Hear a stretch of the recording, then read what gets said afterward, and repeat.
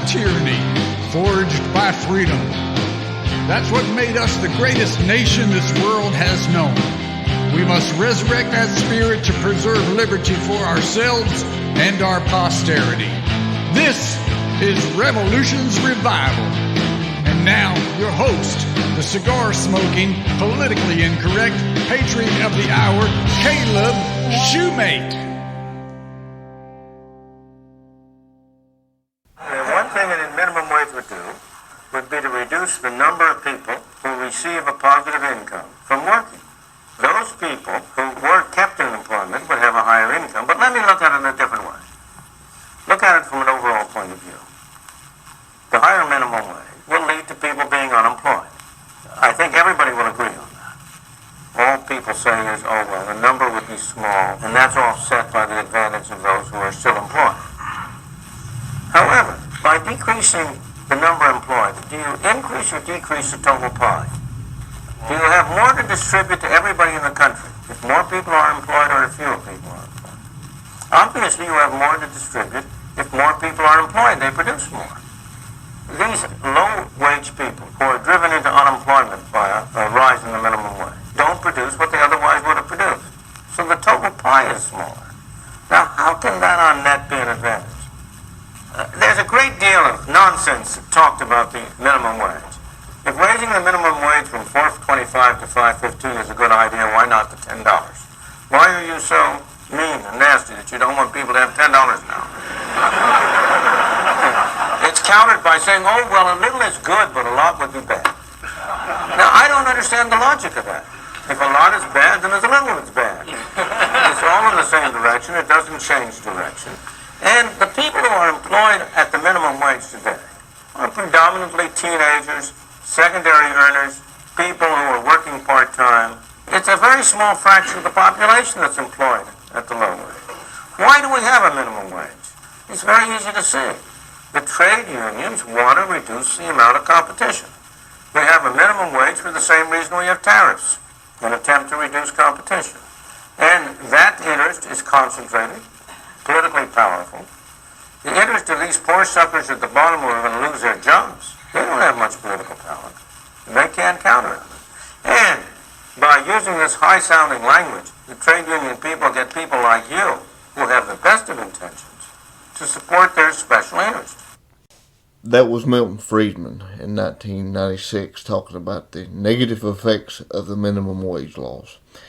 I'm your host, Caleb Shoemate, and I am tickled to death today to talk about the fact that it doesn't seem like Joe Biden is going to get his $15 minimum wage hike, which is one of his key campaign promises. They were trying to sneak that in on the COVID relief bill that I believe is $1.9 trillion is what it would be in total. But they were trying to sneak in a $15 minimum wage hike in that bill. And it doesn't look like Mr. Biden's going to get it. Minimum wage is very, very bad economic policy. And I want to dive into an aspect that I don't believe that you're going to hear very often. It's very important. Not only is it bad economic policy, but the origins of the minimum wage and minimum wage laws are very racist, and they have their origins in eugenics. This is something that is not discussed often enough because we often hear that we must raise the minimum wage so that no one has a wage that they can't live off of. A living wage is a term that you'll hear thrown around by progressive activists and politicians all the time. But in fact, what does the minimum wage do? Where are the roots of the minimum wage? And as you'll see in the course of this episode, the minimum wage was never a good thing. The minimum wage was designed and put into place to deprive blacks, the disabled, people that were considered mentally incompetent. It was designed so that they would rely totally on the power of the state, that they would rely on the state for their very existence. Now, if that's not evil, I don't know what is. I mean, that just slaps you in the face. Now, you may have just heard me and thought to yourself, Caleb, you're nuts. Come off it with all those conspiracy theories. Oh, really? Well, let's go back to the beginning. Let's go back to the progressive era with that racist Woodrow Wilson. Any day that I get to hate on Woodrow Wilson for being an evil bastard, and that's putting it nicely, any day that I get to hate on him and tarnish his evil, hateful, diabolical legacy, I will do so. So allow me to read to you a section from a very, very good book written by Glenn Beck in 2016 called Liars: How Progressives Exploit Our Fears for Power and Control. He said, and I quote, Wilson's firm belief in the Anglo-Saxon superiority led him to embrace one of the most disgusting notions of our time, eugenics. He believed that the human race could be improved through selective breeding. In 1907, Wilson supported Indiana legislation mandating the compulsory sterilization of criminals and the mentally retarded, the nation's first eugenics law.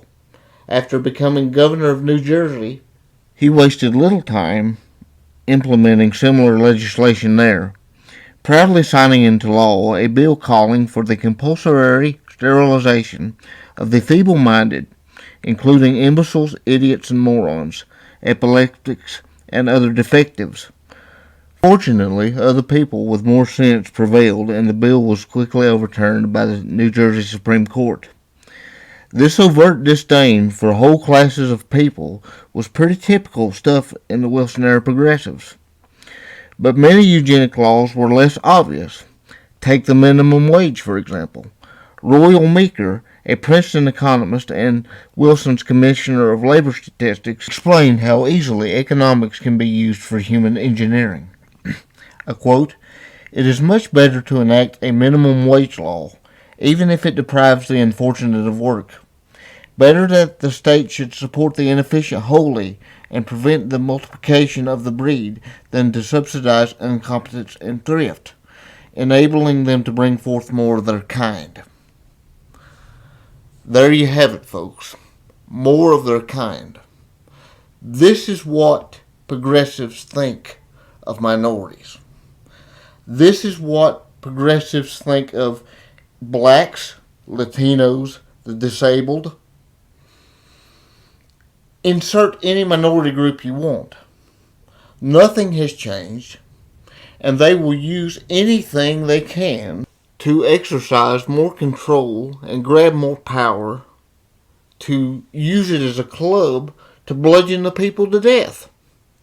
Nothing has changed. This is the roots of progressivism, and ultimately this is where progressivism will lead you, to eugenics, to the state saying, okay, who gets to live and who gets to die? Who gets to eat? Who does not? When I read that, it floored me. It still continues to baffle me to this day. The audacity of government, of the state, to determine who gets to live and who gets to die, and to use economics. It's more than dollars and cents here, people. It's people's lives. And it disgusts me that they would do this to the American people. Am I surprised? Absolutely not. Progressives have been at this for a long, long time. And you see, the problem with socialists, and where socialists fundamentally fail, is that they don't understand that government will never effectively be able to determine the price of someone's labor. You see, the value of someone's labor is not determined by the amount of time or effort they put into it, but only the amount that the consumer is willing to pay. Government can never effectively set prices. That's where they err. And enacting a minimum wage law and enacting price floors effectively makes it illegal for an employer to hire someone who is at the bottom end so they can work their way up. If an employer determines, I don't know, let's just set a rate of $12. Let's say $12. If an employer determines that, I don't know, let's just throw out a number, say $12 an hour. If an employer decides that Well, this person does good work. I think I'm going to hire him for $12 an hour. But then government comes in and says, well, no, you can't hire him. It has to be for 15. Then the employer has to make the decision. Do I want to hire this person for $15 an hour? Or do I want to keep the employees I have?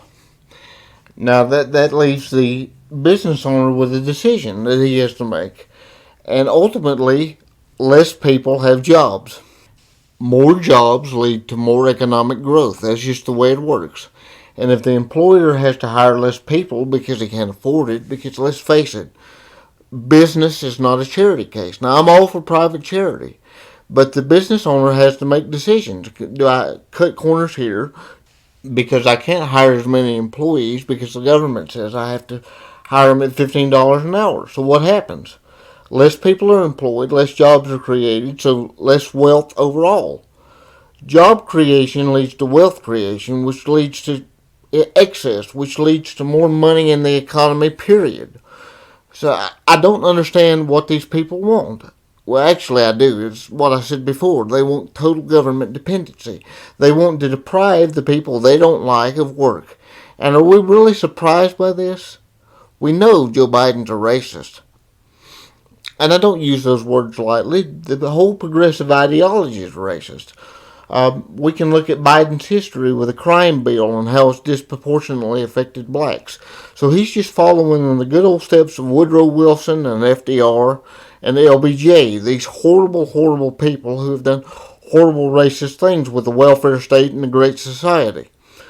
So he's just keeping up the legacy. He's keeping the legacy alive of tyranny, of treading on the individuals who the government doesn't see fit to live. And it makes me sick. It disgusts me. A matter of fact, I want to play for you one more clip by Milton Friedman where he articulates the same idea that minimum wage has always been put in place to keep minorities down. Matter of fact, he says it's the worst thing that could ever happen to black people in particular. Listen to this because it'll just blow your mind. That the programs that are labeled as being for the poor, for the needy, almost always have effects exactly the opposite of those which their well-intentioned sponsors intend them to have. As an example, what are you referring to? Let me give you a very simple example. Take the minimum wage law. Its well-meaning sponsors, there are always in these cases two groups of sponsors.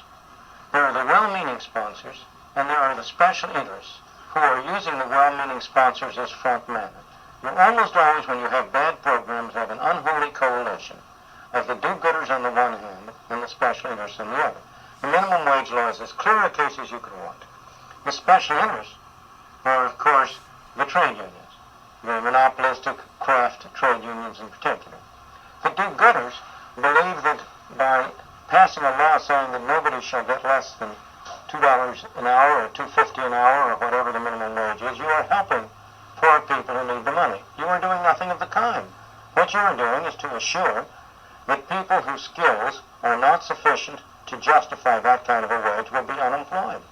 It is no accident that the teenage unemployment rate, the unemployment rate among teenagers in this country, is over twice as high as the overall unemployment rate. It's no accident that that was not always the case. Until the 1950s, when the minimum wage rate was raised very drastically, very quickly, teenage unemployment was higher than ordinary unemployment because, of course, the teenagers are the ones who are just coming into the labor market. They're searching and finding jobs, and it's understandable that on the average they would be unemployed more. But it was nothing like the extraordinary level it has now reached. It's close to 20%. Why? Because the minimum wage law is most properly described as a law saying employers must discriminate against people who have low skills. That's what the law says. The law says here's a man who has a skill which would justify a wage rate of $1.50, $2 an hour. You may not employ him. It's illegal because you have to. If you employ him, you have to pay him $2.50. Well, what's the result? To employ him at $2.50 is to engage in charity. Now, there's nothing wrong with charity, but most employers are not in a position where they can engage in that kind of charity. Thus, the consequences of minimum wage rates have been almost wholly bad, to increase unemployment and to increase poverty. Moreover, the effects have been concentrated on the groups that the do-gooders would most like to help. The people who have been hurt most by minimum wage laws are the blacks. I have often said that the most anti-Negro law on the books of this land is the minimum wage rate. And so I think the real answer to your question is that you must not judge a bottle solely by its label. You have to look at what's inside and see what the law or the measure produces. If one looked at the label, though, and perhaps one of those government regulations that you would look askance at is that we look at labels. If one looked at the label and identified the objective of minimum wages, are there no positive, legitimate objectives achieved by minimum wage? None whatsoever. In my opinion, there's absolutely no positive objective achieved by minimum wages. Its real purpose is to reduce competition for the trade unions and make it easier for them to maintain the wages of their privileged members higher than the others. There are few labels that I'm willing to place on myself in this life. But when it comes to economics and it comes to politics, I will proudly put on the capitalist label. I am proudly capitalist. Because capitalism has led to the most success that the world has ever seen. It's lifted more people out of poverty than the world has ever seen. Poverty is at an all-time low thanks to capitalism. And what do these people want to do in government? They want to interfere with that. That they've been meddling with it for a long time, and the minimum wage is just another example. I'll give progressives credit where credit is due. A lot of times they'll call out these big corporations. They'll call out the special interests that Milton Friedman talked about. But then their perceived solution to the problems is more government intervention. That's like taking a hole and saying, oh, well, it's not big enough with a shovel, let's take a bulldozer to it. So that's the problem. The prescribed solutions oftentimes, my friends, are worse than the problems themselves. I mean, we've been listening to a lot of Friedman today. I believe it was Milton Friedman himself who said the only thing worse than the government problem is a government solution to that problem. And so that's what you see with the minimum wage laws. They say, well, oh, the prices are horrible. You know, if only we could raise the wage rate a little bit, it would help the employee. But don't buy it. It's a smoke and mirrors game. As we've seen, it's all about control. It's not about helping those in need. It's not about creating more wealth. It's all about control. Because if you rely on government and everything that you need, everything that you desire comes from government, then government becomes your God. And ultimately that's what these statists want. The state is their God. Don't buy into it, my friends. It's a bunch of hogwash. And it really just breaks my heart to see how many good people have been led astray because, or perhaps it's the failure of the public school system, or as I call it, the indoctrination camps, the government indoctrination camps, to teach these people economics. They're not complicated concepts, and people have been led astray because they've been ignorant. Educate yourself, friends. Do not let these people play you for fools. If we care about those in need, we would take away government regulation, which always makes problems worse. If we care about those that are hurting, instead of COVID relief and this bullshit, we would let them go back to work so they can feed their families. This is not about helping those in need. The minimum wage or this COVID relief bill. This is about control. It's always been about control. That's progressives' ultimate goal. They want control over all society. They want government to be God. Don't allow yourselves to be played for idiots. I know you guys are smarter than this. There's a reason why you listen to people like myself. I try to teach to the A students here. Please, if you don't know, if you didn't know this history, please take this episode and share it with your friends. I want to educate these people who do not know, who have been manipulated for far too long. It's time for the blinders to come off. It's time to wake up. And it's time to stop being played for fools. That's what these people think we are. They think we're fools. Well, it's time to show them who's in power. It's time to take the power back that we gave them that was never theirs to begin with. And it's time that we rise up as a people. It is time that we show them that we are the masters of our own destiny. And that government does not get to pick the winners and losers. It is time that we recognize who we are, who we have been, and where we are going. It is time to rise up, to dust ourselves off, and to be the people we're called to be. Until the next time, I've been your host, Caleb Shoemate, and this has been another episode of Revolution's Revival. I'll see you soon.